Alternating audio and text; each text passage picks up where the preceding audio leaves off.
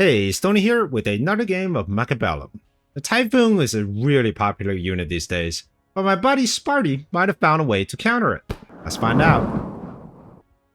At the bottom here, I am playing as a Typhoon specialist, and I am up against Sparty playing as a speed specialist. I started off with Stormcallers and Crawlers. I'm going to position them in sort of a slightly aggro way because I know that at turn 3, I'm going to have my Typhoons down near the center. Sparty also started with Stormcallers, but instead of Crawlers, it's just Fangs, and he added 2 Arglights to deal with my Crawlers in the beginning. Now, I am fully prepared to lose the first 2 rounds because I did not want to waste any money on getting Chaff Clear, knowing that I have Typhoons coming in round 3. So round 1, instead of getting Arglights of my own, I've just added some Fangs, hoping that they are enough to deal with whatever units are coming my way.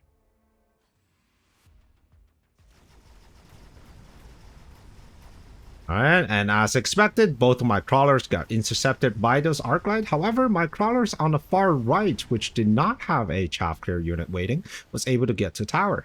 And that allowed me to at least take some units out, so I'm not taking too much HP damage at the end of the round.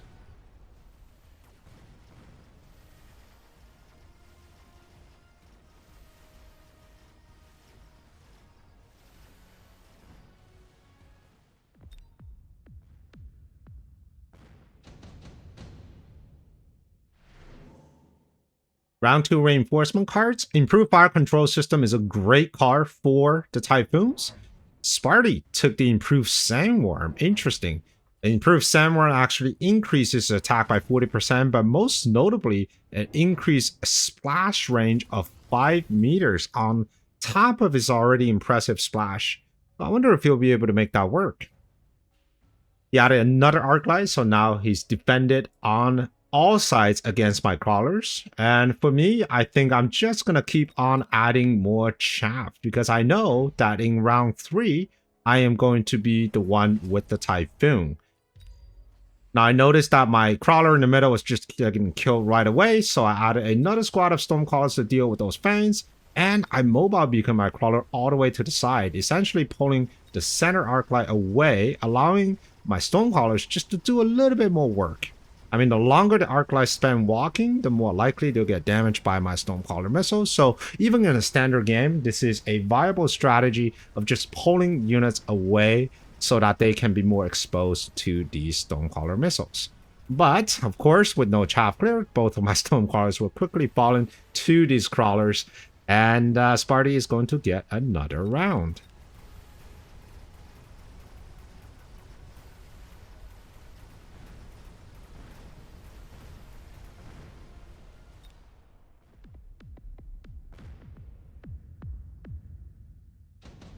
Round 3, a critical round because I get my first squad of Typhoons. And of course, it's a unit drop round. So looking at the board here, I wonder if the marksmen complement really well with the Typhoons. So a healthy board requires Chaff, Chaff Clear, anti-unit, and of course anti-air. Typhoon fills both of these roles, is both a Chaff Clear and also an anti-air.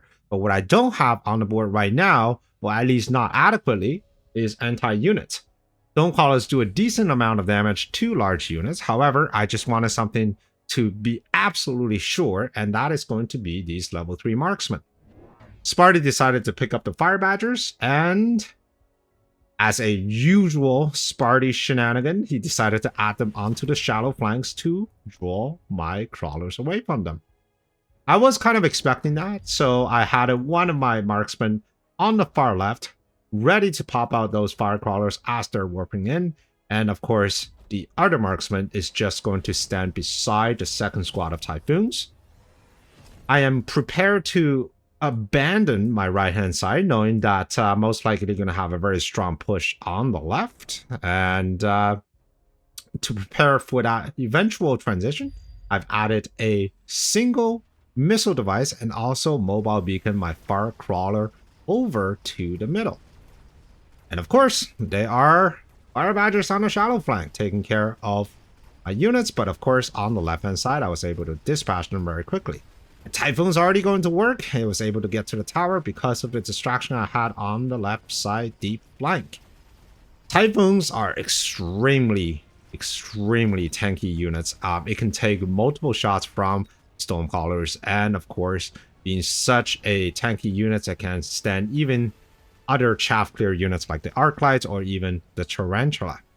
Now, they are a little bit expensive. They cost 300, which means you have to be careful not spamming too much Typhoons because they can get countered pretty easily with any units that has armor. And that's another reason I wanted to pick up the Marksman in case he does go with armor onto these Arclights, which means my Marksman should be able to dispatch them quickly. Alright, next round.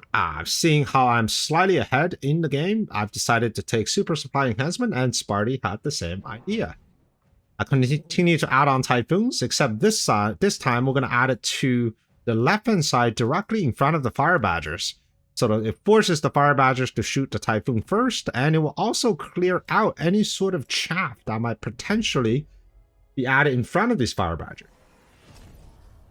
Now, whenever you're positioning units, you want to make sure, especially against fire units, you want to make sure that you stagger your unit and your Typhoons, because as the Fire Badgers are firing onto these Typhoons, the Crawlers will actually be run into the Fire Badgers. So if you had the Typhoon, let's say right here, the Crawlers will have to walk behind and through the Typhoons, which means the Fire Badger with this impressive 9-meter splash will kill pretty much all my Crawlers as they're going through the Typhoons. So just a little bit of a nuance when it comes to positioning. So against any type of fire units, if you want to put your tanky units in front of them, just make sure they're not directly in front of your weak units that might potentially pass through them.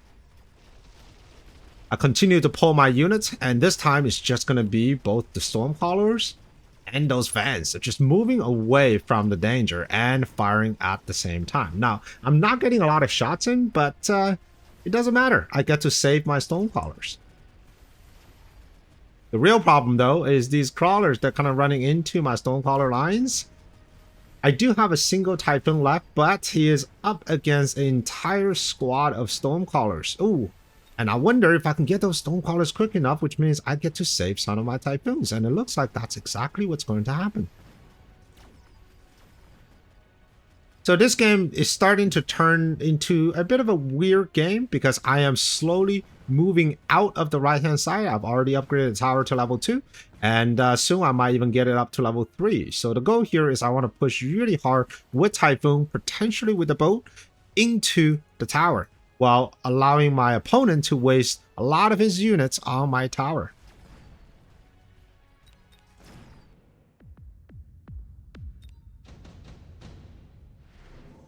Round 5, we got a unit drop. Big Sabertooth is a great answer, and so is 2 Scorpions. I wouldn't be surprised if my opponent actually took the Scorpions because they just do so much damage against medium-sized units, which Typhoon technically will count as a medium-sized unit. I took the Big Saber because I already saw the Big Sandworm on the previous round, which means I needed something beyond just the 2 level 3 marksmen to deal with them.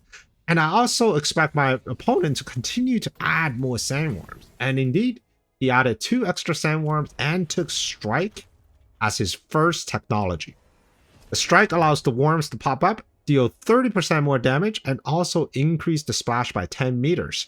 So these are already improved Sandworms with a splash of 17 meters, and plus the 10 is now 27 meters, which means these Sandworms can one-shot an entire squad of Crawlers almost.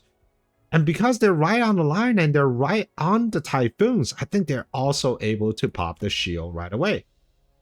A level 1 Typhoon only has 10,000 shield, and 1 hit from the Sandworm would deal 14,000 damage. That's quite scary. However, my Big Saber should be able to clean up very nicely.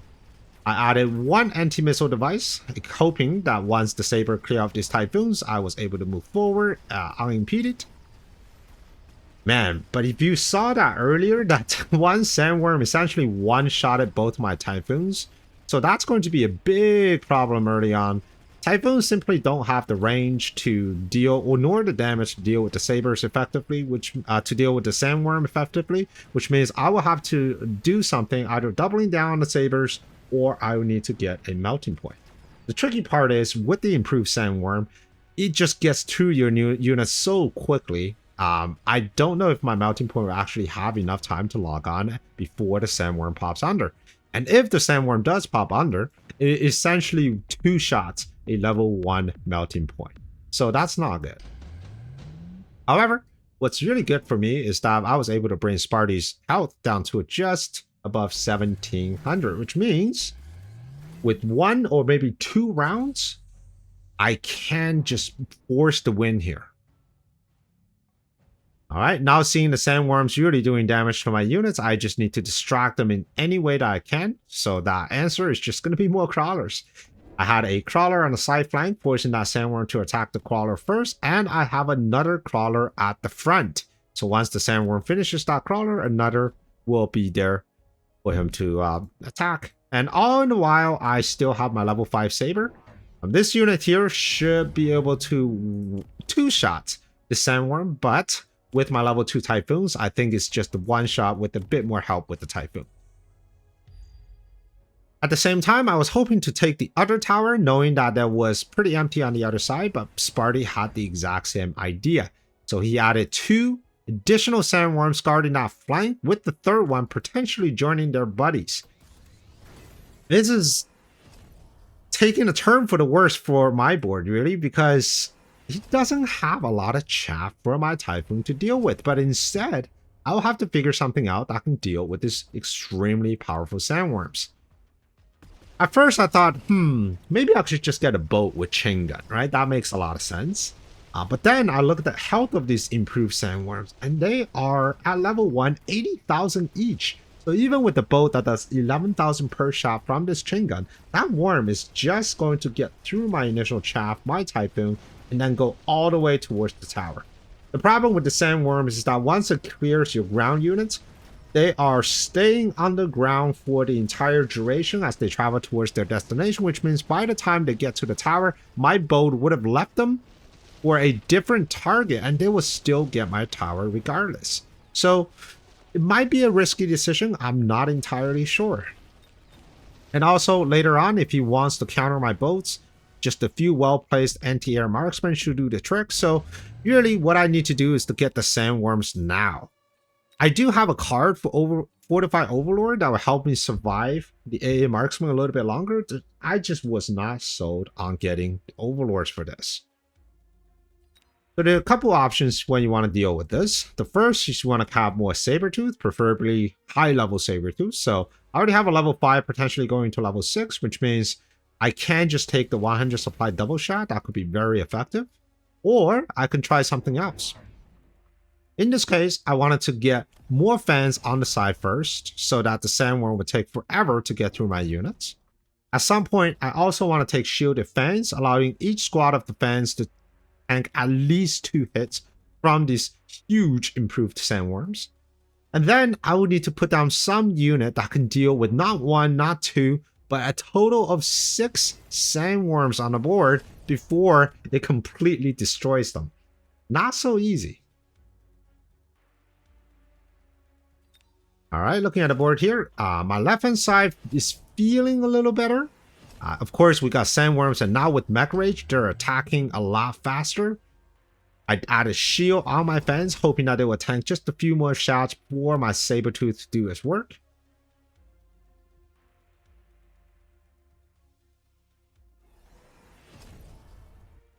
All right, took speed, and let's watch this round unfold. The Sabertooth is able to lock on target. It's able to pop that single Sandworm very quickly, and here goes another one. Nope, that one is actually brought down with the help of the level 3 marksman, and now we're getting to that level 2 Sandworm. Double shot is really doing a lot of work to the Sandworms. However, I am completely losing everything on the far right. So this Sandworm is just relentless. They're coming in with the strike. Just watch that first shot from the strike. Bam, dead unit goes under. Bam, dead unit goes under. Look at that. One-shotting my Typhoons. Wow. And this Typhoon, this is an interesting observation, is that I feel like the Sandworm being a melee unit actually breaks through the Typhoon's shield. Because if you're looking at a Rhino, right? When a Rhino attacks the Typhoon, it does not attack its shield. Instead, it just goes straight to the unit. And I feel like Sandworm is kind of behaving the same way. I've had Typhoons with shield dying to one shot from these Sandworms. And if you count Sandworm as range damage, it would just be able to pop the shield, but instead it kills the Typhoon with the shield on it. So that is an extremely useful mechanism if you want to use Sandworms against any sort of shielded target, because it can essentially one-shot the unit if it's targeting within the shield bubble. All right, next round, I've noticed, yeah, there's going to be 3 Sandworms. I got a bunch of chaff. I just need raw damage. What is the definition of raw damage? It's going to be a level 2 War Factory with Launcher Overload. I've also decided that, hey, you know what?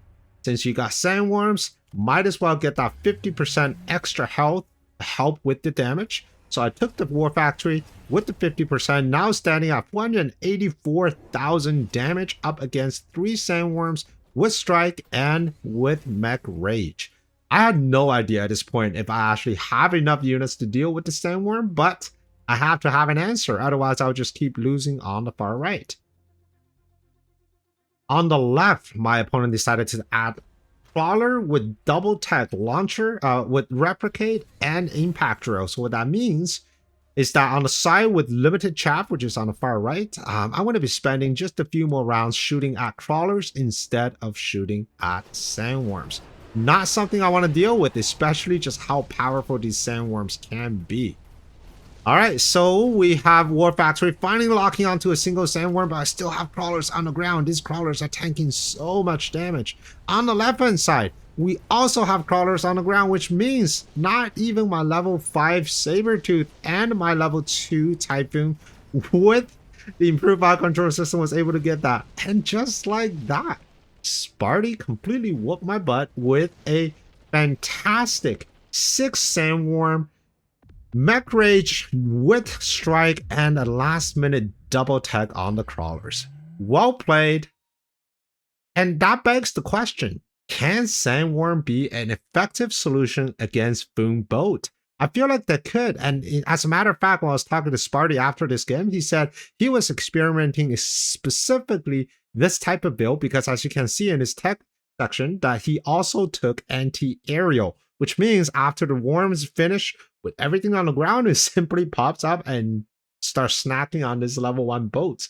These worms, a level 2 worm, 2 shots the boat. No, actually, the level 2 worm actually 1-shot the boat. I think a boat is only around 15,000 damage or so. So yeah, this is pretty insane. I would love to see more games like this into the meta. I feel like the worms are currently a little underpowered, and they're just such an exciting unit to play when used well. So I'd love to see more of this game. All right, I hope you enjoyed this video, and if you'd like to see more games like this, here's another one for you. And I will see you on the next one. Prepare your tactics. Mechabellum's calling. Deploy your fortress. The battlefield's alive with swarms.